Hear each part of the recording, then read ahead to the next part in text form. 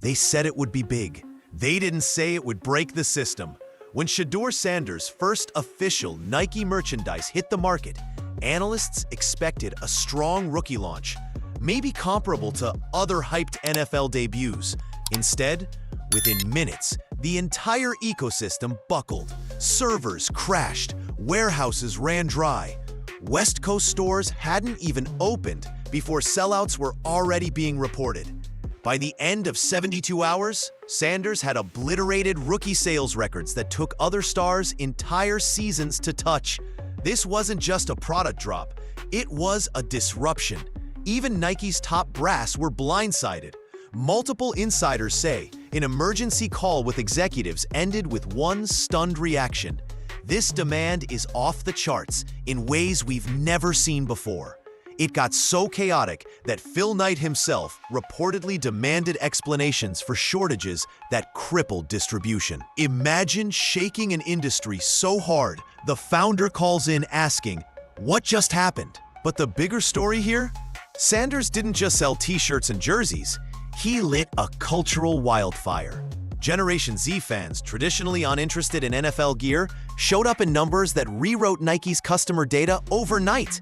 Women made up nearly half the early purchases, demolishing the usual gender split.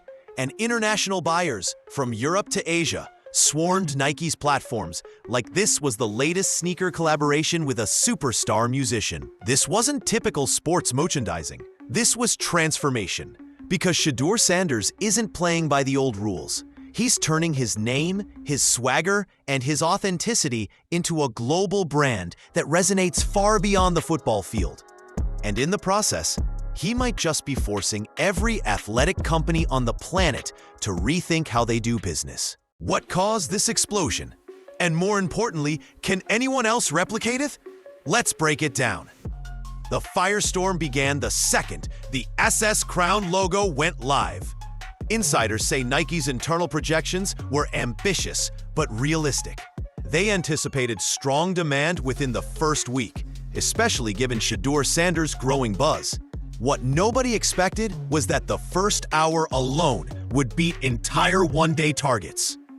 Sales exploded so fast that Nike servers crashed repeatedly, forcing thousands of eager buyers to refresh endlessly. Distribution centers reported complete sellouts before West Coast retail locations even opened. By midday, inventory managers were scrambling to redirect shipments between warehouses, trying to keep up with a frenzy that felt less like a rookie merch line and more like a once-in-a-generation sneaker drop. In Beaverton, Oregon, Nike's headquarters called an emergency meeting. Multiple sources described CFO Matthew Friend staring at live data, stunned by the real-time surge. Within hours, reports claim Phil Knight himself was on the phone, demanding answers about how the company's infrastructure could be overwhelmed this dramatically. In 72 hours, Sanders' gear didn't just outsell other rookies, it outpaced established stars who normally anchor Nike's quarterly revenue streams. The speed and scale reshaped internal priorities overnight. Executives who originally treated Sanders as a promising new endorsement now realized they were dealing with a market-moving phenomenon.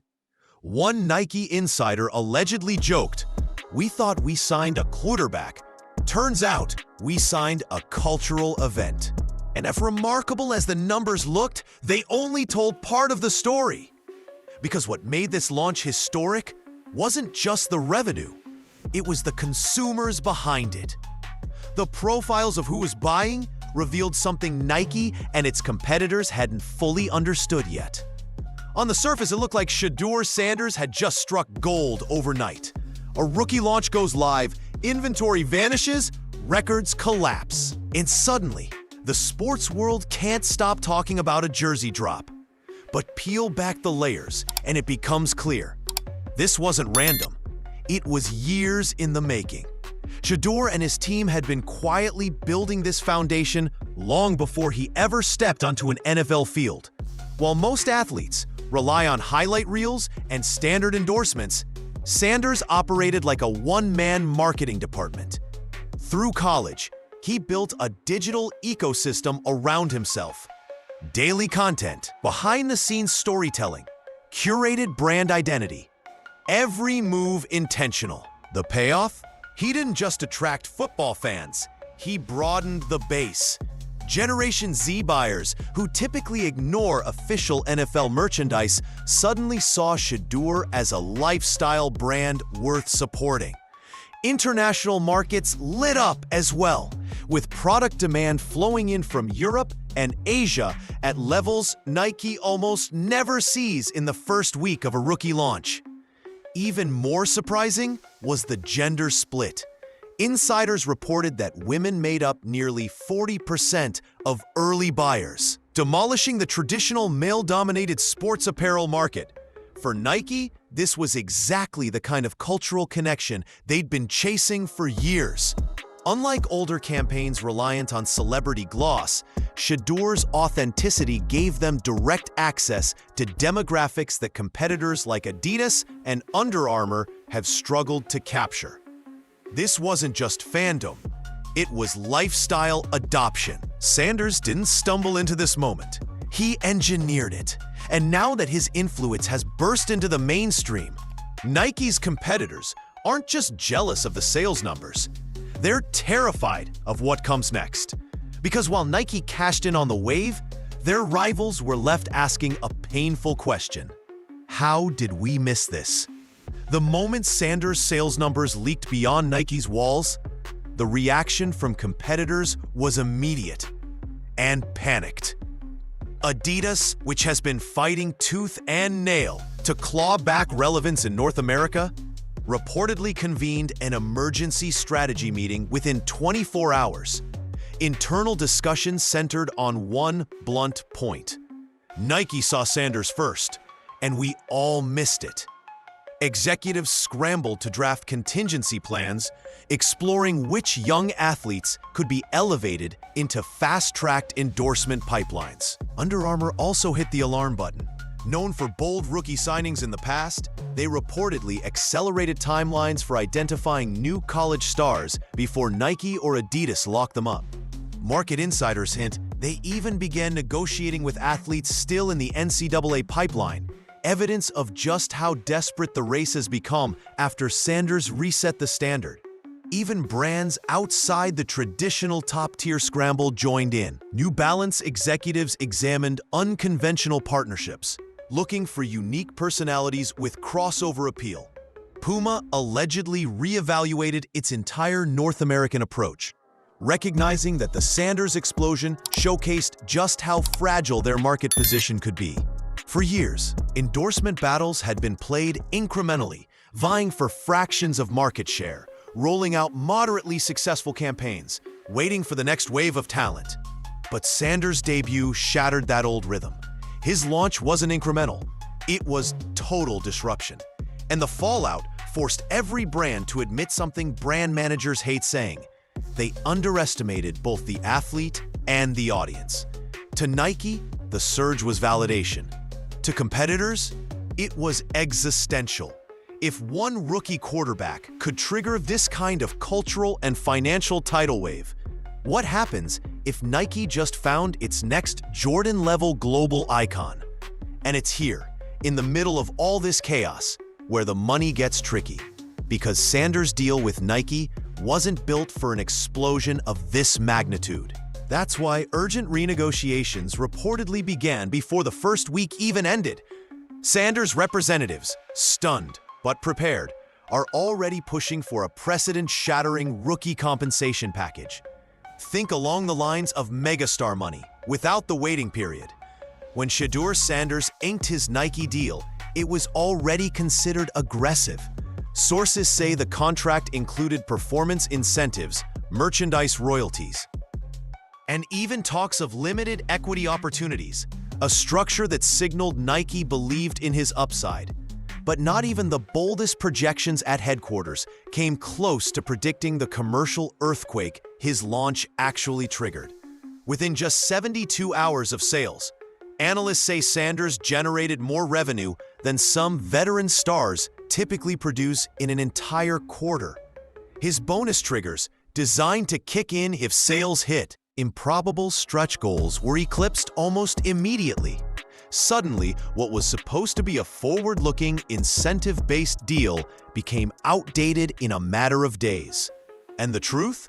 Nike doesn't seem to be resisting. Insiders suggest executives understand Sanders' value now transcends footwear and jerseys. He isn't an athlete endorsement anymore. He's an entire cultural engine. Losing him, even irritating him, isn't an option.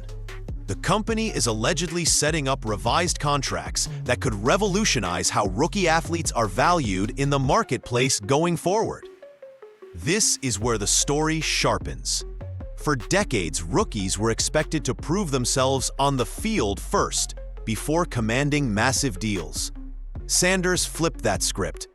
His market clout is so strong, his influence so undeniable, that Nike is paying not just for potential touchdowns, but for cultural leverage. And the timing couldn't be riskier, because while Nike scrambles to secure his future, Sanders is proving that his brand isn't just hype. It's supported by something harder to manufacture: authenticity on the field. Merchandising may create headlines, but in sports, hype can't survive without performance. And that's where Shedeur Sanders separates himself. He isn't just a marketing phenom, he's backing it up on the field. And that's what makes the frenzy sustainable. Coaches have described his camp performance as calm, efficient, and explosive all at once. Reports point to a near-elite completion percentage in practice and a knack for decision-making that feels advanced for a rookie. The film clips don't lie either. Deep balls placed with precision, off-script throws turning broken plays into highlight moments, and the kind of swagger under pressure that can't be faked. This matters because consumers can sniff out empty hype. You can't sell jerseys for long if the name on the back isn't delivering on Sundays. Sanders' ability to validate his commercial buzz with tangible athletic credibility is what has executives and analysts calling his rise different. It doesn't feel manufactured. It feels earned. That authenticity is also why his supporters, from teammates to young fans, buy in so fiercely. When Sanders talks, when he walks into a stadium, or even when he posts on social media, it comes across as genuine confidence, not marketing fluff. And that consistency carries over into sales. Fans aren't just buying merchandise, they're buying into his identity, one that blends performance and personality seamlessly. For Nike, this is priceless. They aren't simply attaching their swoosh to another quarterback. They're aligning with authenticity, the rarest commodity in modern sports marketing. ... The result? Sanders isn't just shifting the balance between talent and style, he's proving he has both. And the brand strength doesn't stop with performance. It's also baked into the very symbol that represents his name. The logo. Every successful athlete brand needs a mark, something instantly recognizable, timeless, and larger than a name on a jersey. For Shedeur Sanders, that symbol is the SS crown. And in just weeks, it's gone from a design file on a Nike employee's screen to a cultural marker worn on streets, in music videos, and across social feeds worldwide. The logo itself went through a grueling creative process. Sources say Nike's design team produced more than 15 iterations before Shedeur gave final approval. The end product, interlocking SS elements framed with subtle crown imagery, strikes a perfect balance, a nod to his father's primetime legacy, while standing on its own as Shedeur's unique identity. But what makes it powerful isn't just design, it's interpretation. Fans don't just see letters and a crown, they see a lifestyle. For young consumers, wearing the logo has become a statement about ambition, confidence, and generational pride. Some wear it for football, others as part of high-end streetwear outfits.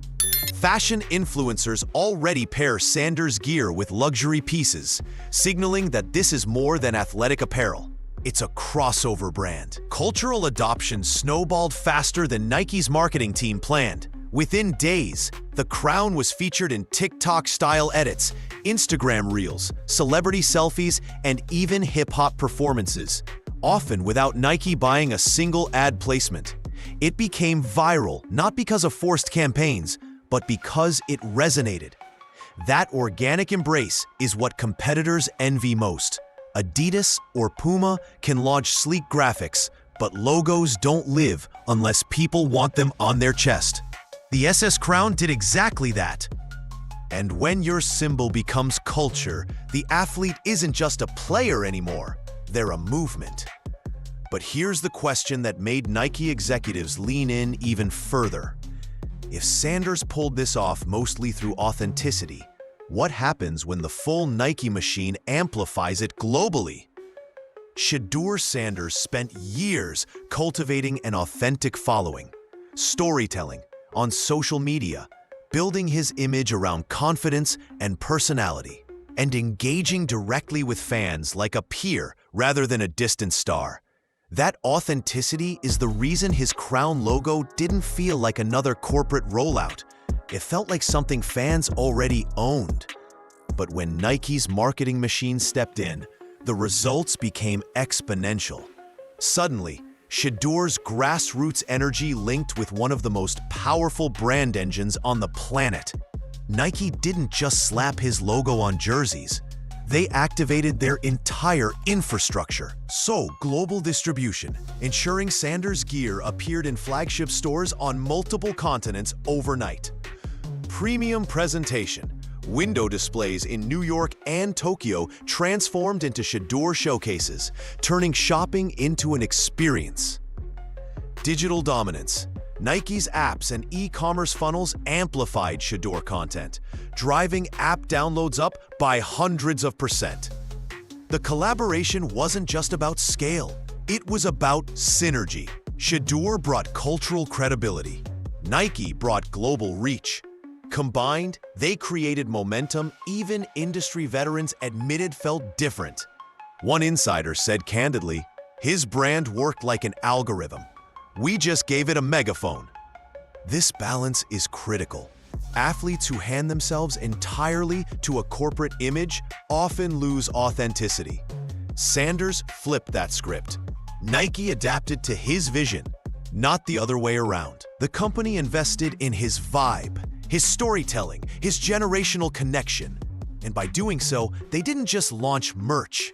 They launched a cultural force. But as powerful as the Nike-Sanders pair looks now, the real test came in the next phase. The chaos inside physical retail and the ripple effects across the resale markets. The online storm was only the beginning. When Nike pushed Shedeur Sanders merchandise into physical retail, the response was unlike anything veteran managers had ever seen. Flagship stores from New York to Los Angeles were transformed practically overnight into Sanders showcases. Massive wall displays of the SS Crown dominated storefront windows.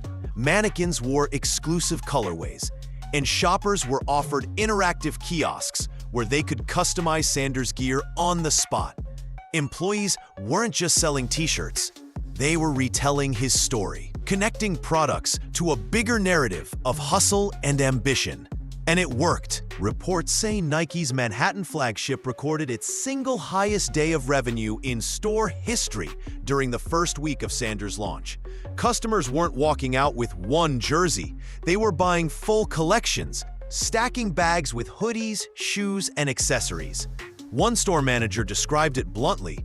It felt like a supreme drop collided with a championship parade. The frenzy didn't stay in retail either. On the secondary market, Sanders merchandise started moving like stock shares. Platforms like StockX reported resale premiums skyrocketing by triple digits, with some limited editions listed at prices usually reserved for luxury sneaker collaborations. Collectors began treating Sanders gear not just as memorabilia, but as an investment vehicle. Social media amplified the madness. Videos of lines wrapping around blocks, unboxings of sold-out editions, and even celebrities casually sporting Sanders apparel fueled the hype cycle. The message was clear. This wasn't momentary popularity. It was a global consumer movement that had spilled from the screen to the streets. But with momentum building this fast, one looming question grew louder inside boardrooms worldwide. How long can this storm last before the hype collides with reality? For every executive dazzled by Shedeur Sanders' launch, there's another quietly asking, how long can this possibly last? Skeptics point to history. Rookie sensations often enjoy a surge of hype, only to fizzle when performance dips, injuries strike, or culture shifts. What seems unstoppable in year one can vanish by year three. Rivals argue that the resale madness, the viral posts, the record-shattering sales, all of it could be temporary. A perfect storm of timing and hype that eventually cools. The pressure this creates for Sanders is enormous. Every throw he makes, every snap he takes, now carries implications beyond the field. A few bad games, critics won't just question his play. They'll question whether his brand was overinflated. A social misstep? Headlines wouldn't say rookie mistake, they'd say brand collapse. That's the weight of being more than an athlete. Every move is magnified. But others argue Sanders is uniquely built for sustainability. Unlike past athletes who relied solely on electrifying performances, Shedeur has been laying groundwork for years.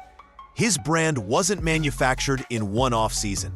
It was slowly, expertly cultivated through social media savvy, authentic storytelling, and a clear sense of cultural positioning. He knows that fans today don't demand perfection. They demand authenticity. That's why many insiders believe he has more staying power than skeptics would admit. He's not just a highlight quarterback.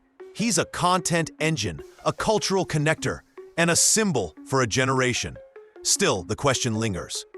Is Sanders rewriting the rules for long-term athlete brands? Or is he testing just how quickly hype can turn into pressure? The answer will define not just his career, but the next era of sports marketing itself. Shedeur Sanders' debut with Nike wasn't just a sales success, it was a cultural shockwave. In a matter of days, he went from rookie with promise to industry disruptor who forced some of the biggest companies in the world to rethink how they operate. This wasn't a lucky break. It was a blueprint, years of brand building, authentic connection with fans, and a willingness to merge sports with culture in a way few athletes ever master. The result? A product line selling faster than warehouses can stock, and resale markets treating his gear like collector's art. For Nike, Sanders is proof that betting on authenticity and cultural resonance can deliver bigger wins than safe, traditional playbooks. For rivals, it's a wake-up call. Modern consumers don't just want athletes to perform, they want athletes they can identify with. The real story, though, is still being written. Because for all the spectacle and record-breaking numbers, Sanders now faces the hardest challenge of all, turning a moment into a movement. If he succeeds, this launch won't just be remembered as a rookie milestone. It'll mark the beginning of a sports marketing revolution.